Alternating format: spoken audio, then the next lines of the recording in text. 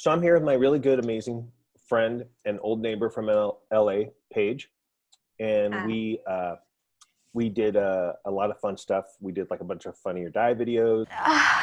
I'm sorry, Miss Winfrey. You got my back, partner? Always. A secret he kept from his Have you wife. been holding your partner's hand? What is the STD? And what we're doing this year, girls are competing to try and get it, and only one girl gets it. But who are we fooling? They're all going to get it anyways, right? One time or another. In a short film, and Let's go. Hell yeah. Hi, guys. Sabrina, Mac, you here for the party? Of course, aren't you guys? Oh, you guys were supposed to bring a dessert. Oh, yeah. I ate that. That was weird. It was cake batter. Thought it was pudding. Yeah. Been there. she went and got married and moved to Italy. And With a kid. yeah, and I moved to Boise for my kids. And I've been following everything that you've been going through on Facebook, and I'm really curious what it's like because a lot of people don't know. Here in the U.S., where I'm at, it's like a ghost town. And then you see things like South Carolina, parts of Atlanta, or even Southern California where people are just living their lives like it's no big deal.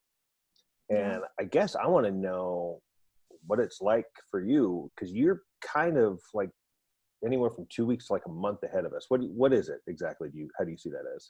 I think it's at least 2 weeks, probably because so the official start date was March 9th, but really a week prior to that, they had canceled school, and we were kind of like self-isolating and social distancing.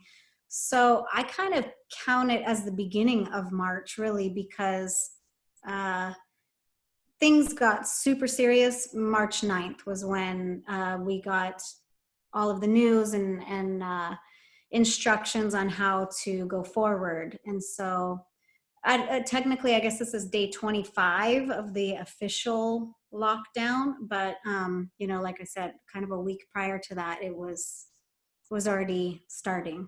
So at 2 weeks in, on the 15th of Italy, you guys had 25,000 cases and you had 1,800 deaths. Then we only had 3,600 cases and 69 deaths. Yeah. But at the end of March, you guys had 110,000 cases and 12,000 deaths. And you had 4,000 new, on the last day of the month, you guys had 4,000 new cases and you had 700 new deaths. We, at that point, surpassed you with 200,000 cases, but we only had 4,500 deaths, although we had 1,600 new cases and 500 new deaths. And it's an interesting thing because clearly, like I just read an article this morning about a reporter who didn't know she had it, went to her mom's 90th birthday, and now 2 people have died from it.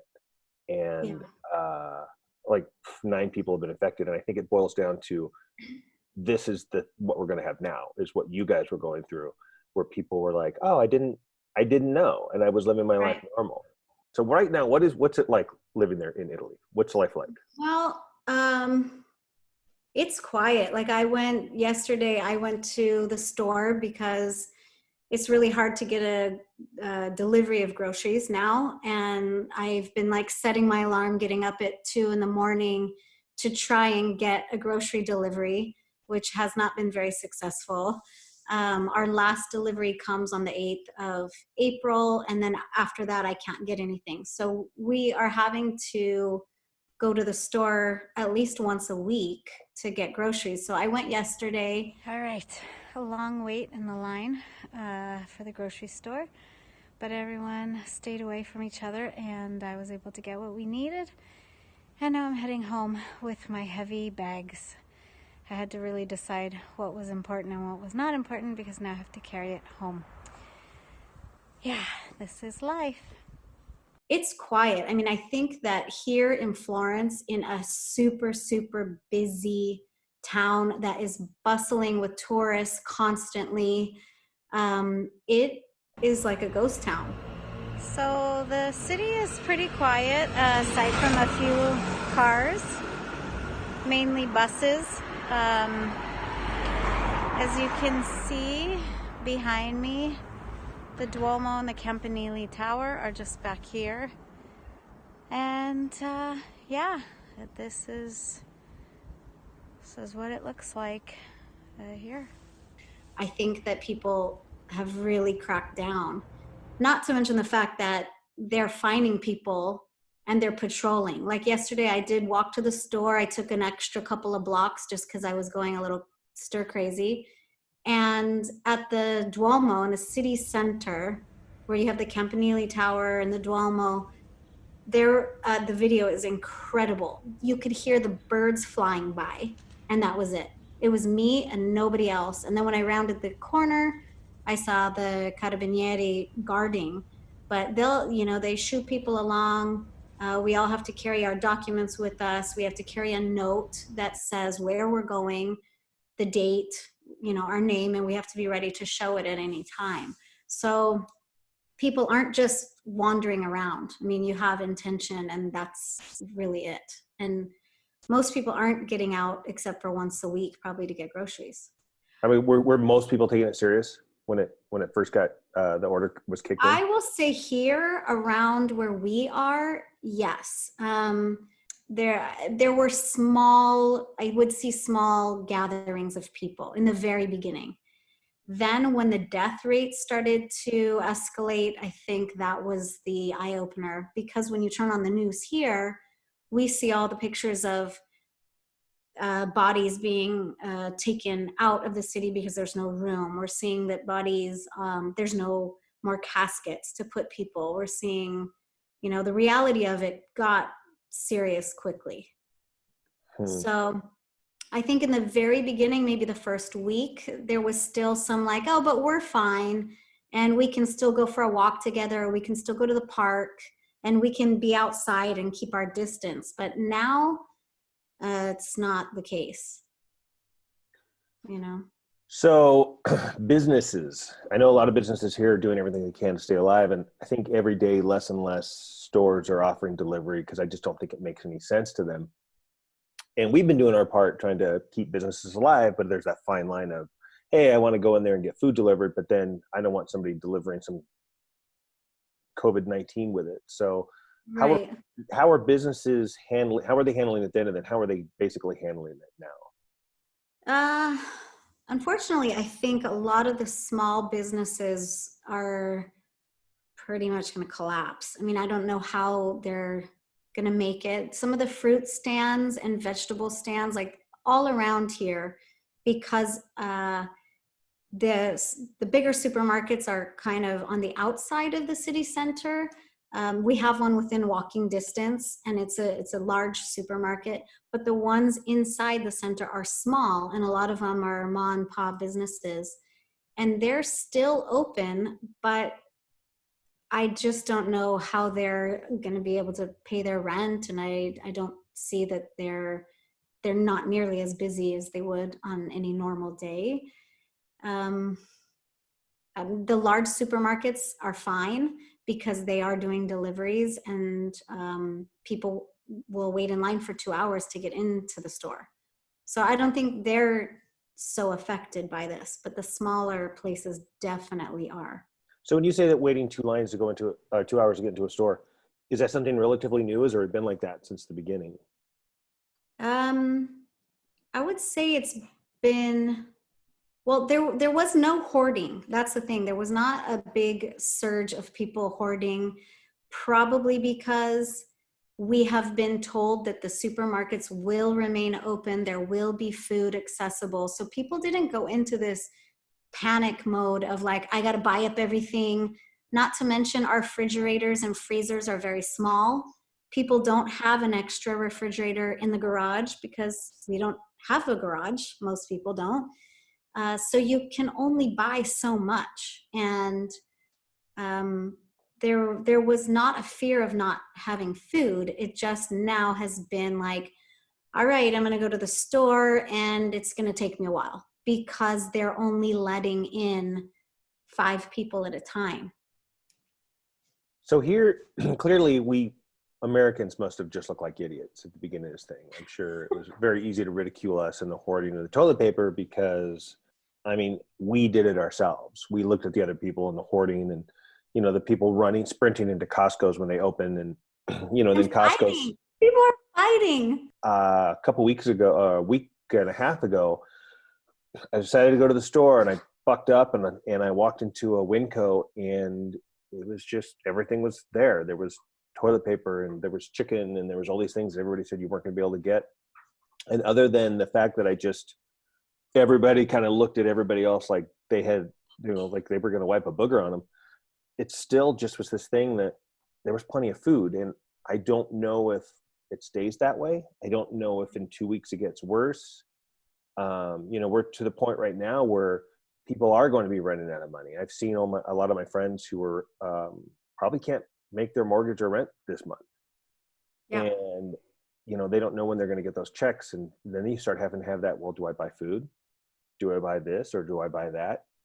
Of course, we still have those other places that just won't close because they call themselves essential. And, so some people still kind of are working, but I don't know where we stand in 2 weeks. Is it going to be one of those things where they only get 3 people in a store at a time? Is it going to be one of those things where it takes us 2 hours to go to the store? Well, right now, is it just free for all? Like you just walk in and, I saw the lines, like on the news, I saw the lines for Costco and people were abiding by the distance and they were letting in small amounts, but some people aren't even social distancing. So I would imagine like from state to state, it's kind of all over the place, but I was just in a Trader Joe's and it was fine. They've shortened their hours. But it kind of was business as usual. The only thing I noticed is they said, please don't take more than 2 of anything. And I grabbed. Are people walking around with masks? Are No. people in gloves? No. Okay. So What about there? The house without everybody you see has masks and gloves here. Yeah. And that's not been the way. And I don't know. So with that, so my next question is going to be about leadership. And I probably want to talk about this on different levels. And I want to talk with like local leadership. How has local leadership been through this whole thing?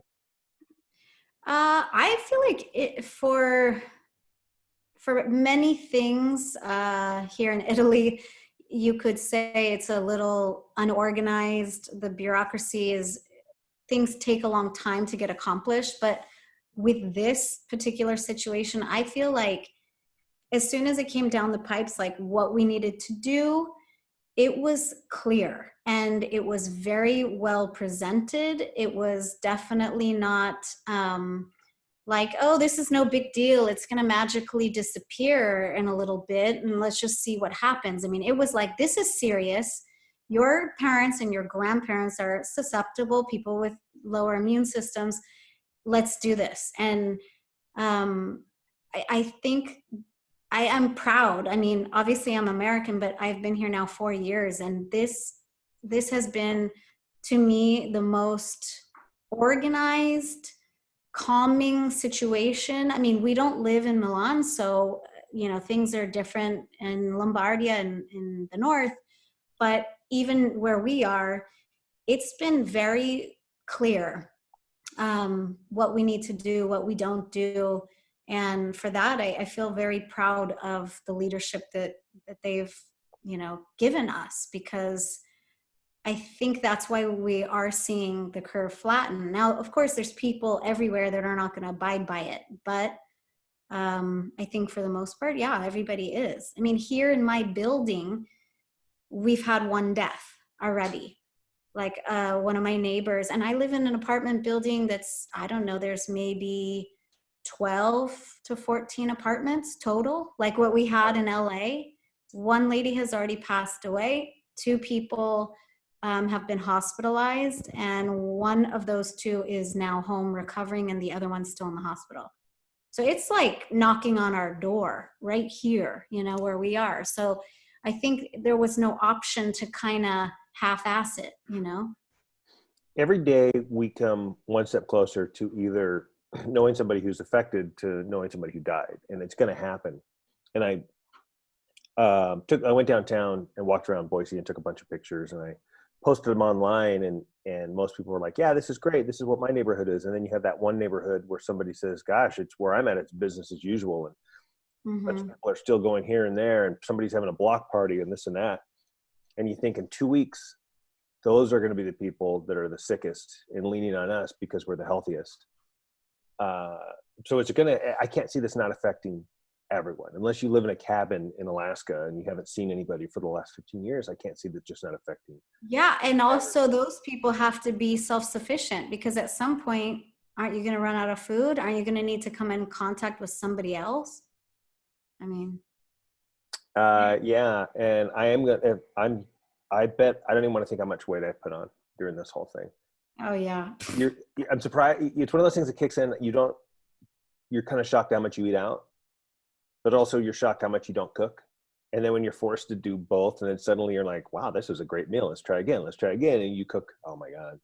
I don't even want to talk about it. Yeah, like in the beginning, I was like, cool, we can try out all these different recipes, and we can hone our skills with cooking, and we have. I mean, we've made homemade pizza. We do cook fairly often. We make our own pasta. But funny thing is, twice I've gone to the store, and that's what's been missing is flour. Flour. Yes. That's the one thing. That's the same thing. We were going to make pasta and I couldn't because there was no flour. Yeah. And I was going to ask you. Flour and yeast. The yeast was missing in 2 places that I looked, because everyone's making their own food, because there are deliveries that are open. In fact, tomorrow night we are getting a delivery from a local restaurant who's a friend of mine. And I wanted to support local business. So we decided to order for tomorrow night's dinner. And I'm really looking forward to not cooking, actually. But yeah, I mean, we're trying to like work out and stuff, but it's like, how are we going to come out of this? Are we going to all be alcoholics and fat? I don't know. Well, I went into it like that, so that's cool. I went into it that way. All right, here's my last question.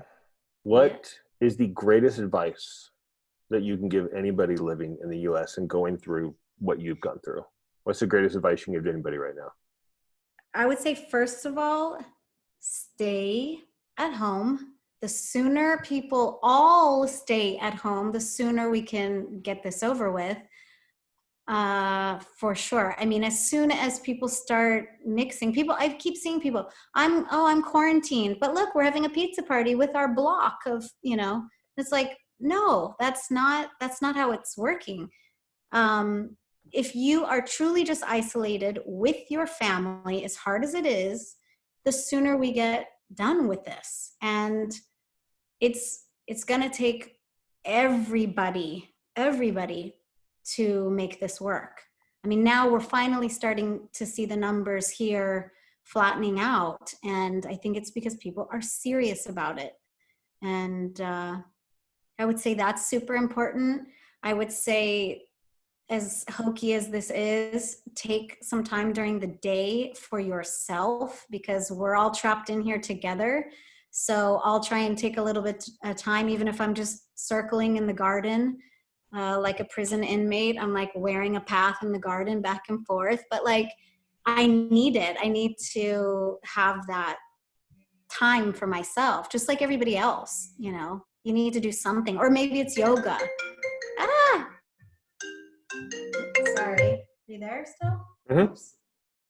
Yeah. I would say take time for yourself. I would say abide by being isolated. Try and do one thing a day for yourself. Play games. I mean, I think we're all going to come out of this better people, and I think we're going to be more appreciative of the small things in life. Like, I can't tell you how bad I just want to get out and like bust out of here and go to the park or see a friend or walk together or give somebody a hug. I mean, it's super, super hokey, but being in here for 25 days is like, it's a lot. And I have really bad days, and I have days where I'm like, all right, I can do this. I can keep going. But I don't know. The sooner everybody figures this out, the sooner we're going to be done. Yeah, I miss people.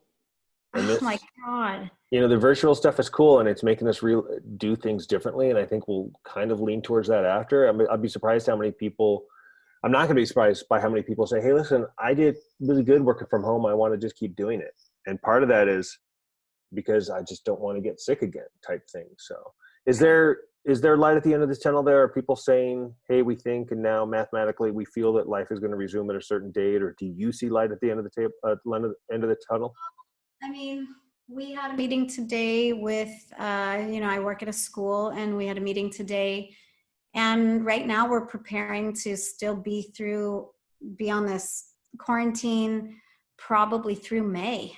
And here schools end in June. So if we're done, let's say that all goes well and we slowly start coming back to life. I can't imagine they're just going to be like, all right, we're done. Everybody rush out and hug each other and kiss each other and let's throw a party. I don't think that's going to happen, but slowly maybe we'll get back to normal in May, but the schools go till June here.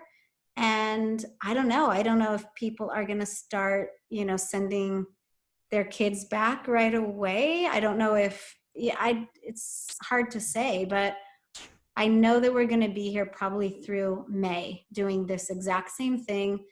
Our orders right now, officially, I think it's April 15th now. So definitely after Easter. And then people are already forecasting that it'll be, through the whole next month of May. So it's hard to not see the light at the end of the tunnel, but I was a little reassured yesterday after seeing kind of the numbers flattening, as they say. But all we hear is ambulances. So I don't know, hopefully these are people that are getting sick and recovering, and they aren't people that are dying. But you can't really tell because you're not going out of your house. The best you can do is check the news and check the numbers at the end of the day. But, even at that, it's like you can't be obsessed with the numbers because you start to lose it a little bit. I'll get on the Worldometer and I'll hit refresh and I just see deaths pop up and I have to stop. But when it's 1,000 deaths a day and you're watching this, you're like, I don't know what to do. So, well, or Chris. Well, thank you for doing this, and I miss you, and stay safe over there. Yeah. And I'll keep checking in with you on FriendFace and finding out all the good stuff that's going on. Yeah, let me know what you end up doing with it. I'd love to. I'm going to put it online, and then I'll let you look at it before I put it online. I'm going to cut it and put some stuff to it, so it'll be really cool. Awesome. Well, I'm so glad I got to talk to you, and we'll be in touch because maybe we'll have to do another short film. Maybe I'll come out there and visit you. Maybe Steve and I can come visit when all this. I have a stack of scripts that I've been writing. I have tons. So we're on it. Okay. That's part 2, Electric Boogaloo. It's going to be amazing. All right. I'll talk to you later. Stay safe. Okay. Bye.